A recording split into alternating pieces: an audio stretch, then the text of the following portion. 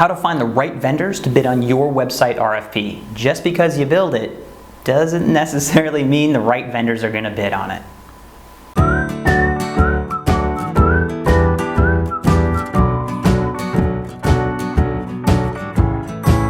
Nonprofits are required to get 3 competitive bids. So it's built into the DNA of the RFP process that you have to get some great vendors to hopefully bid on your RFP. Starting with, you already have the basics for how to hopefully create a great RFP. If you don't, wholewhale.com/RFP will help you. One of the pieces that I think you need in here though is a deadline. How much is enough time? I think about a month is fair. So RFP is done, we expect bids in the next 30 days by this date. That gives you enough time to get enough proposals back in and get a sense of if you're going to get enough proposals.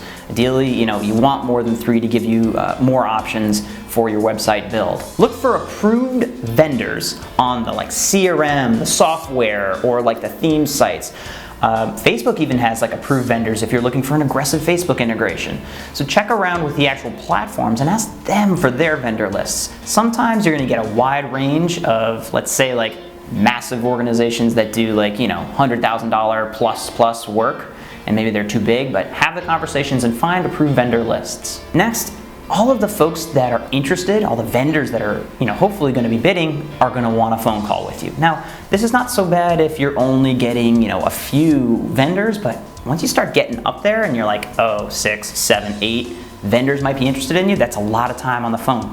One of the things I recommend is in that sort of initial deadline, an area of saying hey, we expect bids by this date, what you might want to do is say, in 2 weeks, we're going to have an open conference call to have everybody who's interested in bidding jump on the call quietly, so there's not a weird sort of ooh, who else is on this call, but have them all jump on and just talk through the general questions so everyone hears it in one place. You can also record this just in case someone didn't make the call so they can hear directly from you what you're trying to accomplish with your RFP. Now let's talk about budget. Oh boy, I love the question, so how much is that website gonna cost? It's okay, there's 2 ways of going about this, right? One, open season, right? Say, submit a budget that you think it would take to get this job done. And I'll be honest, if you have a budget that's in the range of 20 to 40K, you're gonna end up with proposals coming back to you that range from 20K up to 200,000, depending on the firms you talk to. You're gonna have an absurd range and be how can a website cost this much? If you want to become very, very confused in this process, don't give a budget range. But it really, if you're under 100,000, if you're under definitely 50,000, just give a budget range so that you can help organizations and vendors, say all right, let's throw a dart and at least get it close to what you're looking for. And it's a clean way to weed things out. I'm going to end this with a sort of plea to you. If you're creating an RFP, don't bridesmaid firms. Now, what do I mean by bridesmaiding? It's this idea of, always a bridesmaid, never a bride.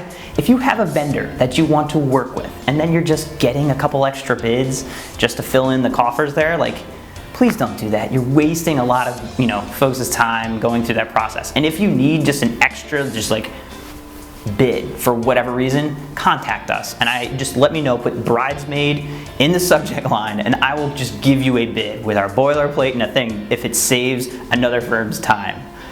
Get out there, be proactive about finding great vendors to bid on your RFP so that you get the best possible website. As always, watch another thing, or if you feel up for it, subscribe.